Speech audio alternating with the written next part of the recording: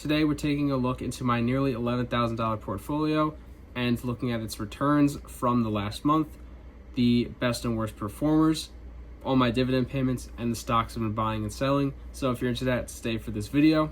This is my 41st episode, meaning I've been doing this for 41 consecutive months. Also, a little side note, this is the 100th video posted on my channel, so kind of a big deal for me. Just wanted to add that, but we'll go right into the portfolio performance after you like and subscribe, because that helps out a lot.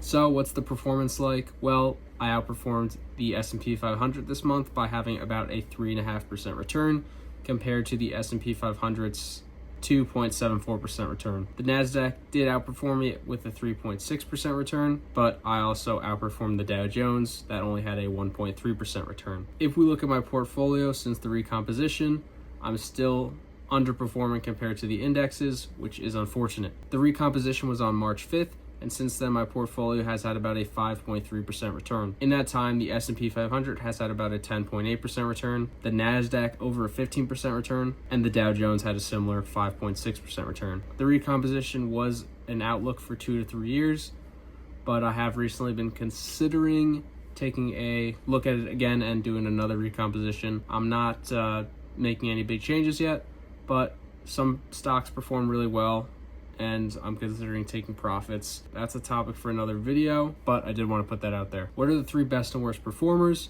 Well, we'll look at the 3 worst performers first. SCHD at a positive 1.61% was my 3rd worst performer, which obviously isn't bad. Realty Income had a negative 0.46% return. Realty Income has been one of the stocks I've considered cutting. I don't want to do it yet. I think I want to wait till rate cuts happen, probably late 2025.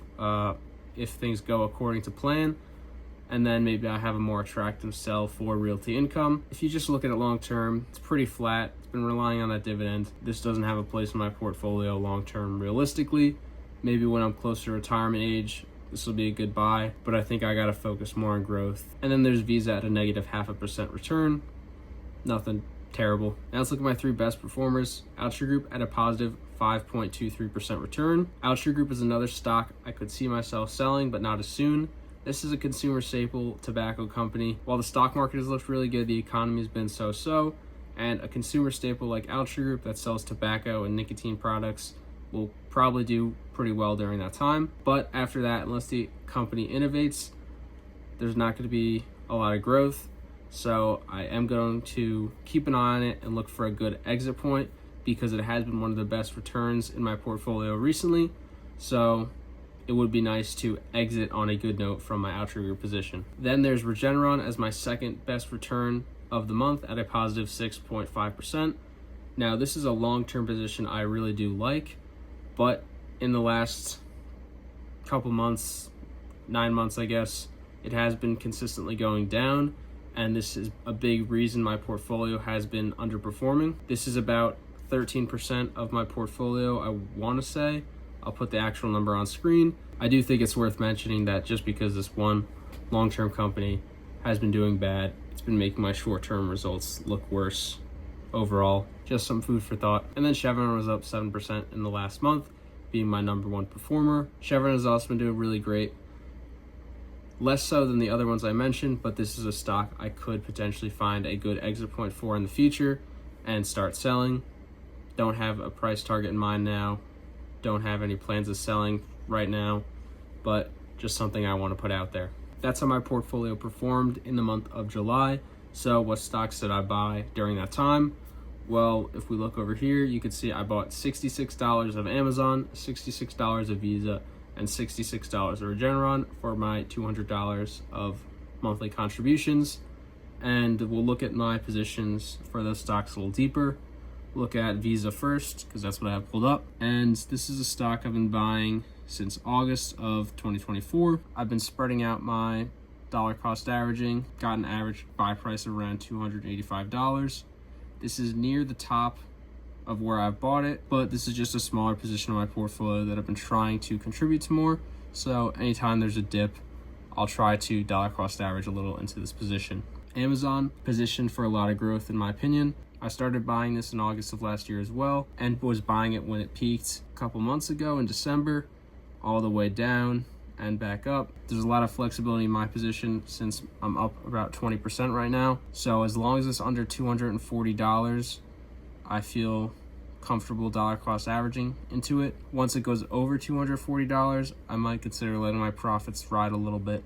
And that third position Regeneron, if you haven't been watching my videos, you might not know that this has been a bit of a sore thumb in my portfolio. I started buying in August of last year, right before a massive drop-off because of some legal issues where another company kind of copied their biggest product and was able to do that because their patent was lost, and some revenue misses.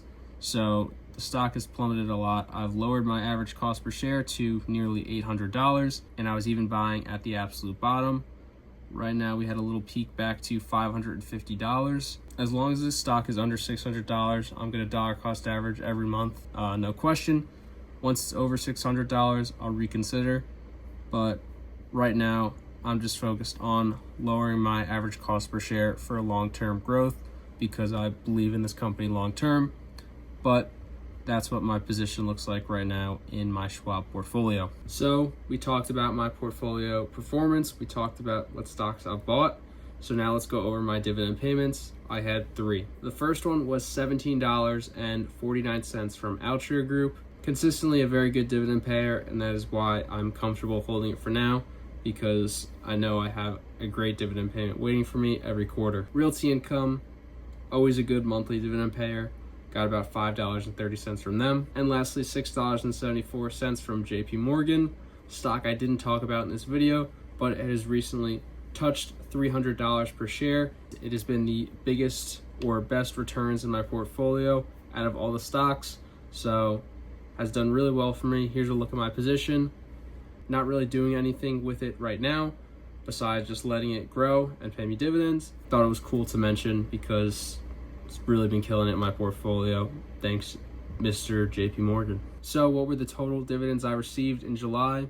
Got about $29.53. Pretty good. The average monthly dividends I get from this portfolio right now are $25.46. And the total annual income I receive in this portfolio is now $305.49. So that's all for today's dividend income report video. You could check out this playlist to see all the other videos I've posted on it, or you could check out this suggested video from YouTube. Thank you for watching. Peace.